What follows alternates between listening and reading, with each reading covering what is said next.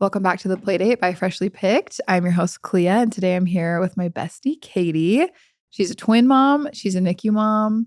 She's literally a superhero. And in our last episode, we talked about her birth, and she told us her entire birth story. So make sure to listen to that one because it's a heartfelt one, and it's so beautiful. But she had her twins at 29 weeks. And so her twins were in the NICU for, how long were they in the NICU for?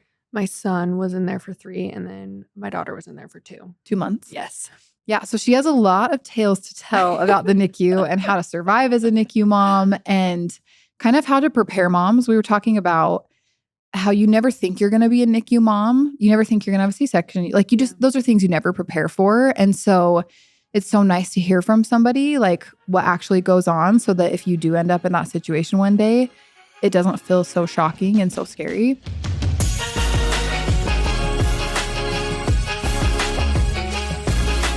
In our last episode, we ended off with you right before you left the hospital. So we talked about your recovery. Mm-hmm. But let's talk about leaving the hospital, having your babies at the NICU, and kind of like what your day-to-day life was and what the NICU was like. Yeah.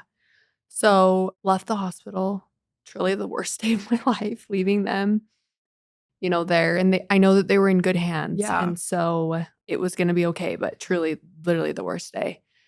So a typical day was I would get there just in the morning and be there pretty much all day and then come home and take a break for 3 hours and then go back in the evening with Jaden, my husband, till about like 10:30, 11 o'clock. So with the twins, they were on, I guess, all NICU babies. They're on these tight schedules. They are fed every 3 hours, bums changed, everything. They get their medicines. They do whatever they need to, put their IVs in, all this stuff. I just pretty much just was there all day, every day.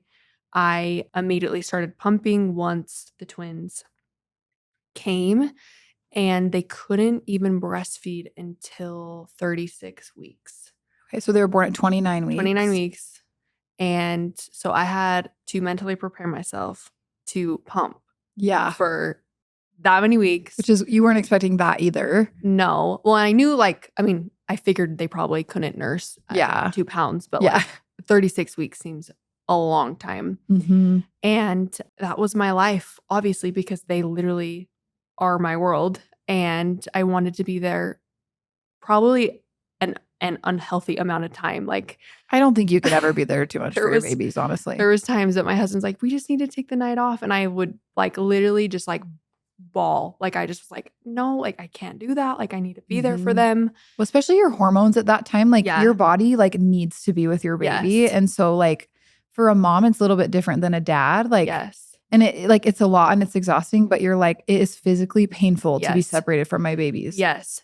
And obviously my husband was there as much as he could, but there's a different bond between the mom and the baby. And my husband just didn't fully get it. He was just it's fine. They're in good hands. I'm I know they're in good hands, but I want to be there to take care of them. And the first couple weeks, skin to skin was vital for them. Right. So you're I want the most skin to skin time possible. Yeah. And they because they were born so early and they were so little, they were just so fragile that we had to hold them for at least 2 hours on our chest. And just because the moving back and forth was too overstimulated for them. And there were so many cords, it was just a lot. And I just jumped into this NICU mom mode. I just wanted to be there. I had so many NICU moms reach out to me, and even people that I barely even knew, let me know if you need anything. I'm there for support. And in that moment, it was so much to take in. It was so overwhelming, just the state that they were in for so long and couldn't even fully just comprehend what was happening. Yeah. My biggest advice for people with multiple pregnancy is to prepare for the NICU. I fully thought I was going to go full term. And I think that's where I would have been better off if I prepared myself. Yeah. Because a lot of the scary things happened, and I'm not trying to scare anybody, but it's real life and it's stuff that still keeps me Yeah. up at night, like what had happened. Yeah. But I don't want to get into detail about that. But And I think you hear a lot of like amazing miracle stories from the Yes. NICU, but like you said, like you don't want to scare people if like things did happen. And Yes. so you're just never prepared for that. yeah. What was kind of like the day in and day out and like the things that like the twins had to go through every day? Yeah. Yeah. So honestly, it just depended on the state that they were in. Luckily, when they came out, like they didn't need to be on ventilators, which was a straight up miracle. Yeah. They were on just like a high flow oxygen, like a really high liter, which is amazing. And so they obviously had like feeding tubes, big oxygen tube things. They had IVs in them because they were constantly getting all different types of medicines to help them grow. And I was all pumping during this, like would just, after I was done holding them for 3 hours, then I would pump and do all the things. But so every 3 hours we would change their bums, take their temperature. And you guys would do that if you were there, right? Yes. And then if you weren't there, the nurses would do Yes, all of we that. had one nurse always taking care of just our 2 babies at the time. And I think I said this in the last episode, but like they were so fragile that we couldn't even like lift up their legs to change their bum. Like we had to slide the diaper underneath them and just be so sensitive to everything. And it wasn't that long ago, but it seems there was so much more. It seems like a different life, Yeah, honestly. to it all. Something I loved about the Davis NICU, those nurses are incredible. Yes. Shout out to the Davis NICU Yes, nurse. we love you. I got to come and visit a couple times, Yeah. but I thought it was really cool how much they involved you guys in Yeah. all of their like care times and things. Yes. I'm assuming that you got super close with a lot of the nurses because you had spent so much time there. So tell me about like your relationship with them Yeah. and how that all went. My perspective on nurses obviously changed drastically. Like truly, they are superheroes and they are the reason why my kids are alive till this day, you know? So obviously I got close with a lot of the nurses, specifically the ones who like they were like, they had a team before they took me back to the C-section. I had 4 nurses come talk to me and say, I am going to be the one that's going to bring Monroe into the NICU and pretty much just like take care of her. I'll be with her the whole time. Yeah. Yeah, 2 of them. And just like introduce themselves. And then the other 2 nurses, like, we're going to be there for Ace. And those 4 nurses, like, still like love them to death. And they have become a part of our family. Like, love nurses. But they were so helpful. Like, I learned so much just being there. Like, I always say you could be a doctor now. With all that you know. No, like they taught me so much and it was such a beautiful experience at the Davis NICU. But so with the twins, the first like I would say 6 weeks, they were in these little like isolates. Like they looked like little Like a fishbowl. Yeah, pretty much. And you could only put your 2 hands in these little holes and that's how you had to like take care of them. And it was so hard, honestly. Yeah. And then once they were able to keep their body temperature, then they could come out of those.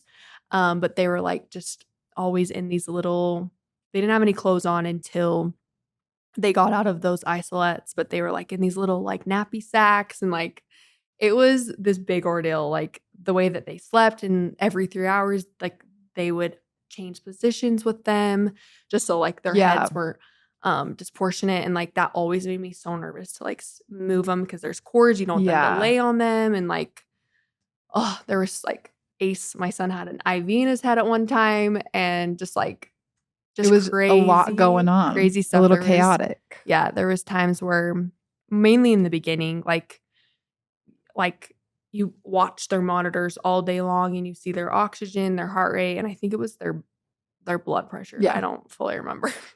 Mainly the blood or the oxygen and the heart rate we would look at. And like it would start to beep when it would go down. And there was times like you literally have to like stimulate their chest to get them to like not wake up, but like back up. To just kind of breathe. And alarms are very triggering for me. The 3 months of hearing the beeping and the alarms is every NICU mom definitely understands that. Like every little beep, the dishwasher beeps, and I'm like what's that noise? That sound? So my daughter was in the NICU for 2 months. She graduated from the Davis NICU, and my son attempted to graduate, but he actually had a PDA. It's actually pretty common with babies, even full-term babies have it. It's just like there's an opening between the two heart chambers, and it usually closes at birth or will close like a couple days after they're born. Is that when they say like they have a hole in their heart? Is that what it Technically, is? but not as like intense. Like Okay. it's like, so they tried to do like medicine to close it, and it just made him like super swollen. So he had, that was like the only thing that was kind of setting him back, holding it back from going home at the same time with Monroe, because he was still on like a really high oxygen. Long story short, he ended up going to Primary Children's and had the PDA surgery. And he also had some hernia surgeries done as well, and was there for a whole other month. Monroe came home without oxygen, which was a really big blessing, because that's a lot. 2 babies on oxygen would have been, Yes. So me and Monroe went down to Salt Lake Primary Children's every day. She got good at her car seat. She was honestly an angel. And she really was an angel. She was the ray of light during that hard time, because there was just some stuff happened with Ace that made it so he needed to have this surgery, and it wasn't safe for him to come home. And it was just like the most devastating day when I couldn't take both my babies home, and he had to be at the hospital more time. Yeah. And so me and Monroe went down every day to Primary Children's, and he had the surgery.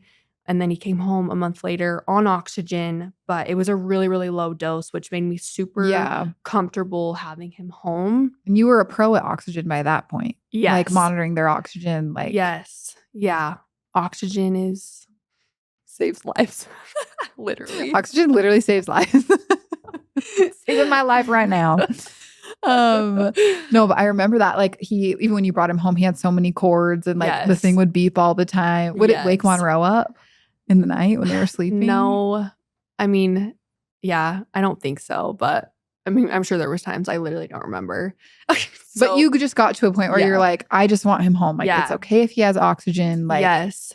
So I was nursing her, obviously, when she came home, because I tandem fed them in the NICU, which I loved doing that, because I had so much help to learn and get them to latch and do all those things. And so I felt like I was good at nursing them both when Monroe came home. And then Ace had to do bottles. Long story short, he had to have to do bottles, couldn't nurse. And then I ended up just like full on pumping. You were pumping queen. It was literally a full-time job. Yes, I know. It was wild. And kudos to all the nursing moms and all the pumping moms, because it's hard work. And that was honestly, I think I stopped pumping when they were 9 or 10 months. It just became too much, like trying to feed them both at the same time while pumping. But making it 9 or 10 months with twins pumping is so incredible. Like, you have to know that. Yes. You have to know that that's so incredible. Yeah. So, and I was shout out to all the moms that keep their supply just like boosted, because mine just tanked after like 6 months. The NICU was obviously not what we planned or expected, but a part of me is making me grateful for it looking back. I know my babes are just these little fighters, and they're going to do hard things in life, because they came out and did hard things.